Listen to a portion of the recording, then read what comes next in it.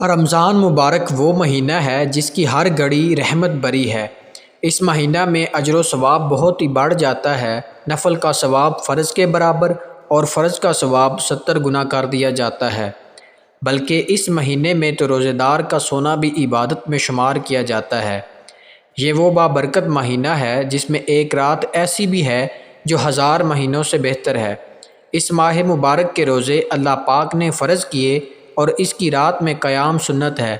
اس ماہ مبارک کی ایک خصوصیت یہ بھی ہے کہ اللہ پاک نے اس میں قرآن پاک نازل فرمایا ہے، اور قرآن کریم میں صرف رمضان مبارک ہی کا نام لیا گیا اور اس کے فضائل بیان ہوئے۔ کسی دوسرے مہینے کا نہ صراحتاً نام ہے اور نہ ایسے فضائل۔ اسلام میں ہر نام کی کوئی نہ کوئی وجہ ہوتی ہے اور نام کام کے مطابق رکھا جاتا ہے۔ یہ مہینہ دل کے گرد و غبار دھو دیتا ہے اور اس سے اعمال کی کھیتی ہری بھری رہتی ہے۔ اس میں مسلمان بھوک پیاس برداشت کرتے ہیں اور یہ گناہوں کو جلا ڈالتا ہے، اس لیے اسے رمضان کہا جاتا ہے۔ یہ مہینہ صبر کا ہے اور صبر کا ثواب جنت ہے، اور یہ مہینہ غم خوری اور بھلائی کا ہے، اور اس مہینے میں مومن کا رزق بڑھا دیا جاتا ہے۔